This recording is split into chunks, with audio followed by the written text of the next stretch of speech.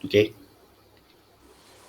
Bismillahirrahmanirrahim. Assalamualaikum warahmatullahi wabarakatuh. InsyaAllah kumpulan kami yang terdiri daripada saya Muhammad bin Kamal Zain, nombor matrik A171519, dan Saiful Syahir bin Muhammad Sofah A171577, dan juga Muhammad Rasul bin Jalaluddin, nombor matrik A171511. InsyaAllah kami akan membentangkan tentang isu berkenaan bapa dan anak yang sudah terlanjur sehingga mengandung dan melahirkan seorang bayi. Yang mana kes ini bukanlah kes rogol tetapi kes suka sama suka. Jadi seterusnya saya serahkan kepada sahabat saya. Bismillahirrahmanirrahim. Isu yang pertama yang berlaku dalam tajuk ini adalah si ibu redha akan perbuatan yang dilakukan oleh anak dan bapa tersebut.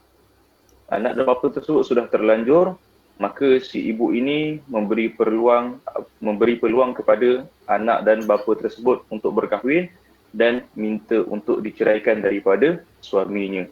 Jadi perkara ini tidak masuk akal sebenarnya, bahawa perbuatan tersebut si ibu perlu tahu yang mana kalau dia menyuruh anak yang berkahwin dengan bapa tersebut tidak sah perkahwinan tersebut. Okay. Poin yang keduanya adalah selepas mereka bercerai, mereka anak dan bapa ini berkahwin dengan menggunakan sindiket yang dilakukan oleh warga negara asing di Malaysia ini.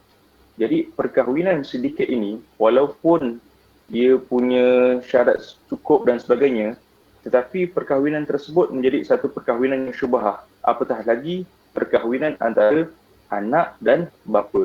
Sudah tentu perkahwinan adalah tidak sah di sisi syarak dan juga di sisi undang-undang.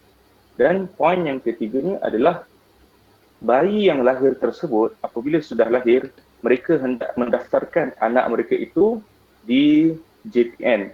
Tetapi JPN menolak permohonan mereka dan menyuruh pergi ke mahkamah syariah untuk membuat permohonan adakah dibolehkan, dibankan dengan bapa tersebut. Seterusnya, saya memberi laluan kepada sahabat saya, Ustaz Muhammad Rasul, untuk membentangkan poin yang seterusnya. Baik, bismillahirrahmanirrahim. Setelah berlaku keadaan dan situasi seperti di atas tadi yang diterangkan oleh sahabat saya, timbul persoalan daripada si ibu, mengapa bayi yang dilahirkan oleh anak beliau tadi tidak boleh dibinkan ataupun tidak boleh didaftarkan menggunakan nama suaminya ataupun bekas suaminya. Sedangkan si bekas suaminya tadi itu sudah pun berkahwin dengan si anak. Ini menunjukkan kedangkalan ataupun ceteknya pemikiran mereka tentang hal-hal berkaitan dengan agama, berkaitan dengan nasab, berkaitan dengan sumbang mahram dan sebagainya. Apa yang mereka lakukan, mereka mengambil pendekatan dari sudut pemikiran mereka sendiri dan mereka menyelesaikan tanpa merujuk kepada pihak berkuasa agama dan juga ataupun daripada pihak jabatan agama. Jadi timbul lagi persoalan bagaimanakah hukum anak tersebut. Anak yang dilahirkan hasil daripada hubungan seorang anak dengan seorang bapa, dan kemudian apa yang lebih menyedihkan ataupun membuatkan keadaan menjadi semakin teruk, si anak tadi bernikah pula dengan si bapa atas persetujuan si ibu mereka dan si ibu itu minta pula perceraian. Seorang bayi itu yang lahir daripada hasil hubungan bapa dan anak, itu hukumnya adalah anak zina dan tidak boleh sama sekali dibinkan atau dinasabkan kepada bapanya walau dengan apa cara sekalipun. Atas sebab itu, sekiranya hendak didaftarkan di Jabatan Pendaftaran Negara seperti yang dilakukan oleh si ibu dan si bapa tadi ataupun si anak tadi, tidak dapat dilaksanakan ataupun tidak dapat diluluskan oleh JPN bersabit daripada kesilapan pemikiran mereka tadi dan kesilapan mereka membuat keputusan tersebut.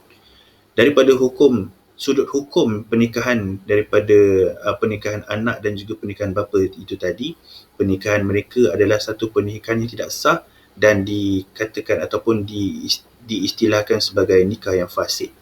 Kerana tidak boleh antara bapa dan anak dinikahkan walaupun si ibu tadi menyatakan yang dia redha dan si ibu tadi meminta untuk dilepaskan ataupun diceraikan untuk memberi laluan kepada anak itu tadi untuk dinikahkan dengan bapanya.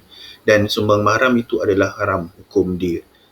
Itu daripada situasi yang berlaku daripada masyarakat kita di Malaysia ini. Dan itu yang dijelaskan dalam poster yang kami adakan ini, yang kami buat ini. Seterusnya saya serahkan kepada Ustaz Muhammad untuk penutup. Baik, jadi setakat itu saja pembentangan kumpulan kami. Jadi sebagai kesimpulannya, masih wujud lagi dalam kalangan masyarakat kita yang masih lagi tidak faham tentang hukum sumbang mahram ni, dan masih lagi ada yang menganggap bahawa perkahwinan boleh menyelesaikan masalah sumbang mahram. Jadi sebagai orang-orang yang memahami dalam bidang agama ini, adalah sebahagian daripada tanggungjawab kita untuk memberi pencerahan kepada golongan-golongan seperti ini. Mudah-mudahan kes-kes seperti ini tidak lagi wujud di Malaysia. Jadi setakat itu saja. Assalamualaikum warahmatullahi wabarakatuh.